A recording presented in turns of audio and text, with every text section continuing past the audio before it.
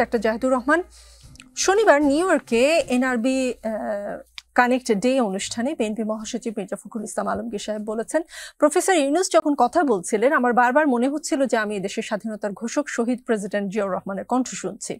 মির্জা ফখরুল বলেছেন, গণতান্ত্রিক সমৃদ্ধ এবং দুর্নীতিমুক্ত দেশ গঠন করার যে স্বপ্ন ছিল শহীদ প্রেসিডেন্ট জিয়াউর রহমানের, তার সমস্ত কথাগুলো প্রফেসর ইউনূসের কথায় বের হয়ে আসছিল। বিএনপি মহাসচিব বলেছেন যে ডক্টর ইউনূস দূরদৃষ্টি সম্পন্ন, দুনিয়া জোড়া তার সুনাম, তিনি দেশকে একটি কাঙ্ক্ষিত মানে দেখতে চান। এটি শহীদ প্রেসিডেন্ট জিয়াউর রহমানেরও চাওয়া ছিল।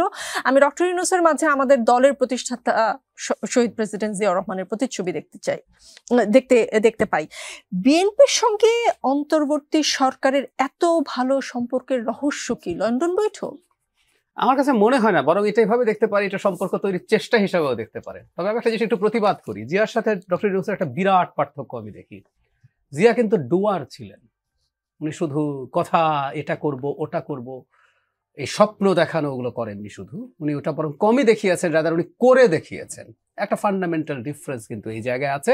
ডক্টর ইউনূস আমাদেরকে অনেক স্বপ্নের কথা বলেছেন, উনি তো অসাধারণ স্বপ্নের ফেরিওয়ালা, সারা পৃথিবীতে অনেক স্বপ্ন ফেরি করেছেন। মাইক্রোফিন্যান্স দিয়ে দারিদ্রকে জাদুঘরে পাঠাবেন, সোশ্যাল বিজনেস হবে 3.0 পৃথিবী, তো উনি ওটা করছেন এটা করছেন। আমি এখন মনে করি যে মির্জা ফখরুল ইসলাম আলমগীর যে অনেক বেশি খুশি হয়ে গেছেন তা না, কাউকে দুটো কারণ হতে পারে। আপনি কারোর প্রতি খুশি হয়ে বলতে পারেন, আবার কোনো না কোনো ধরনের টেনশন তৈরি হয়েছে, স্ট্রেস তৈরি হয়েছে, এই ধরনের প্রেক্ষাপটেও আপনি চাইলে আপনি সম্পর্ক উন্নয়নের জন্য করতে পারেন। আমি মনে করি সরকারের সাথে বিএনপি তার র্যাপোটা ঠিক থাকুক। সামনে যেহেতু ইলেকশন আসছে, সামনে দলগুলো নিজেদের মধ্যে যেহেতু বিভেদ আছে, তারা চেষ্টা করবেন র্যাপোটা যাতে বেটার থাকে। আমি